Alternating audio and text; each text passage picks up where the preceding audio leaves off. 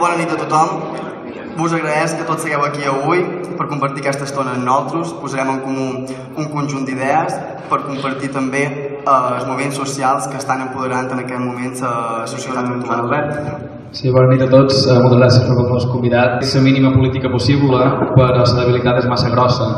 Quan xerram de feminisme no podem obviar el marc en què ens trobam, el marc polític, el context mundial.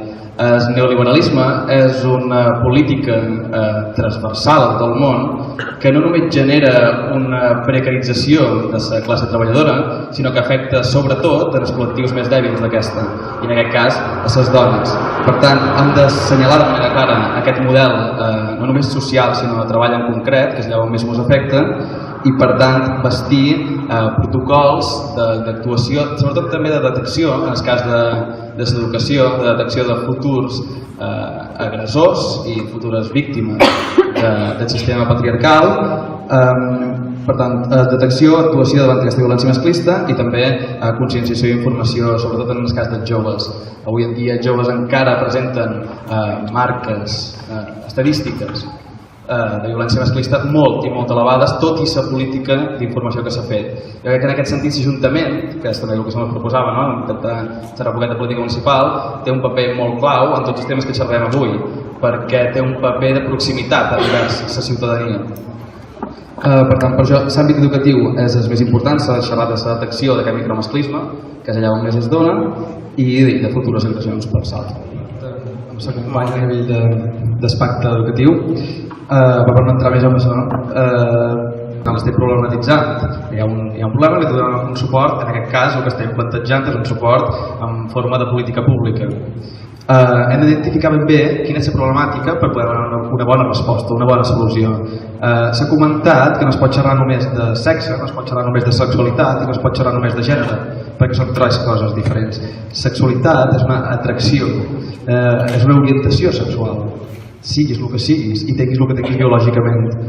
Identitat de gènere sí que és una vivència interna que també té res a veure amb la biologia. La part del sexe ja sí que entra un factor biològic amb el que he nascut, no hi ha més. Però només d'entendre aquestes diferències entenem la problemàtica i entenem la diversitat dels casos que es poden donar i per tant el que ha d'abarcar si establim per exemple un protocol de detecció d'abús o del que sigui.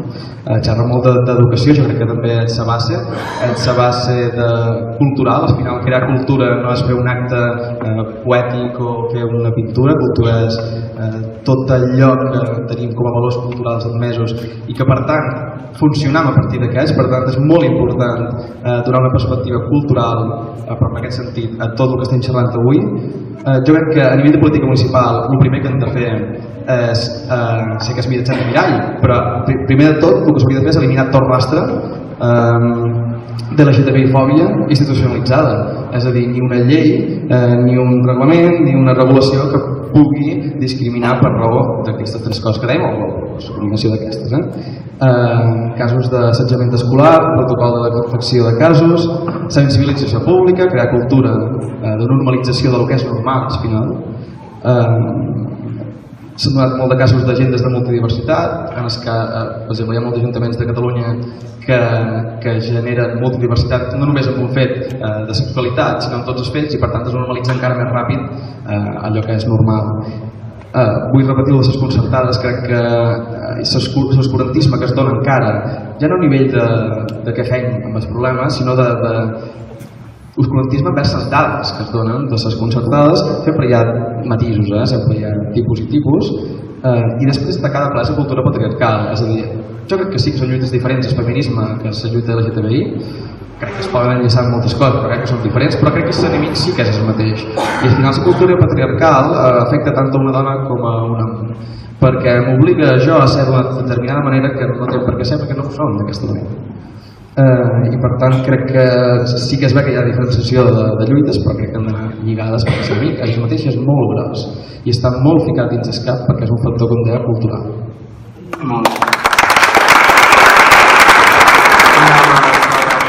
Bé, m'agafaré d'això, volia deixar una altra cosa perquè crec que és molt interessant. Crec que és molt interessant entendre que això no és una crisi de refugiats, que això el que és una guerra brutal i de base occidental, i que aquí el que hi ha és una crisi d'institució europea de valors de cultura política, on s'ha desbordat per complet les institucions europees, mostrant el pitjor d'aquesta unió. Dit això, jo crec que, com comentava abans, crec que el més important quan volem oferir política pública és primer problematitzar, saber de què estem xerrant. Xerrant de racisme, però és com xerrar d'una orada sense xerrar d'espeixos. Una cosa és la xenofòbia, que és el que ho emmarca tot, és aquesta por a tot allò que no és culturalment normal o proper, això està generalitzat, i llavors hi ha el racisme. És a dir, és el factor d'aquesta xenofòbia, és tot el marc on hi ha o hi entra una certa lògica supremacista.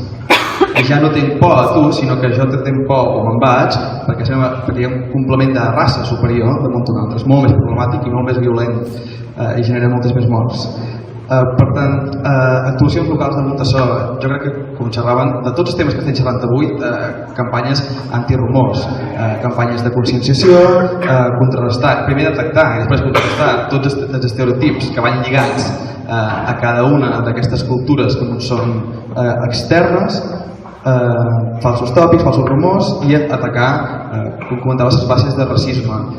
Per jo, el problema és que la solució que s'ha volgut donar a situacions de xenofòbia i de racisme no han estat bones. Però no han estat bones perquè duen una ideologia darrere. Quan tenim un problema cultural d'aquest tipus i la resposta local és racista o xenòfoba, la política que s'ha de dur a terme des de les institucions, la que s'ha duit fins avui en dia, és una política de tipus multicultural. Aquesta política ha funcionat bastant bé, la seva evidentment, però bastant bé a Austràlia i Canadà. És una política on allò que ens ve de fora jo li dono un espai, jo respecte els teus drets col·lectius, evidentment, una mesquita, no?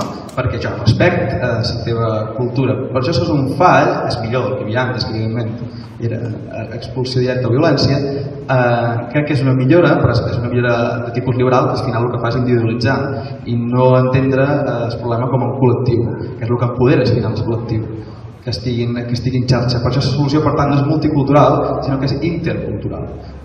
I per emprar l'espai de Iglesias, que no hi vull entrar més, però per emprar aquest exemple, l'ideal d'una política intercultural seria que si hi ha un musulmà, si hi ha un jueu, si hi ha un cristià, utilitzin el mateix temple per resar, per exemple. Perquè no es tracta de reconèixer drets, es tracta de crear cohesió social i de que tots som una cosa, perquè si no hi ha cohesió som individus, no som poble.